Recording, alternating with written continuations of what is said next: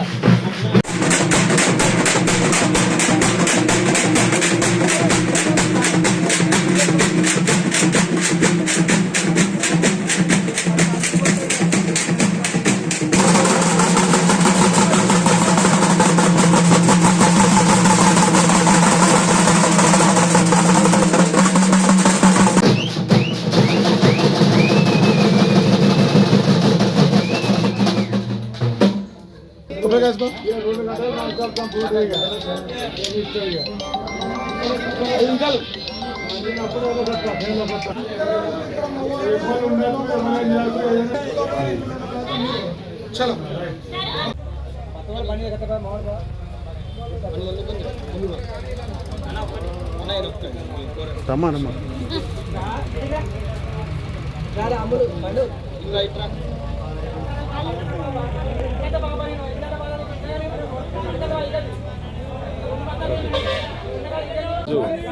ఈరోజు 6/8/2025 రోజున పోచమ్మ తల్లి నూతన విగ్రహ ప్రతిష్ఠ జరుగుతుంది.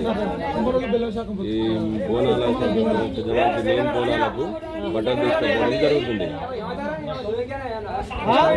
ఫస్ట్ బోనము కంబర్ వట్ల వాళ్ళది, ఘటం రెండో బోనం ఘటంకుండ వారిది, సదర బోనం మాల వాళ్ళది, నాలుగో బోనం ఆరకుల పెద్ద మంది.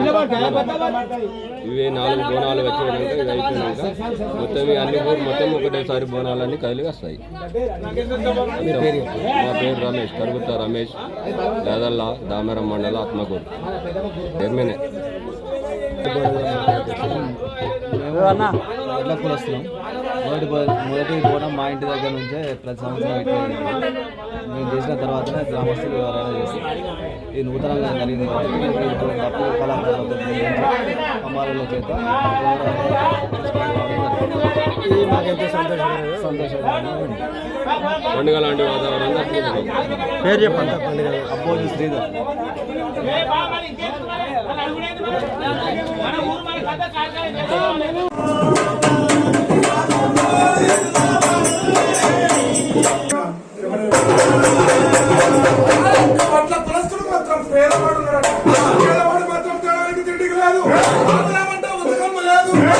శివభక్తుడు ఎప్పుడైతే ఉన్నాడో శివ శివాని మాత్రం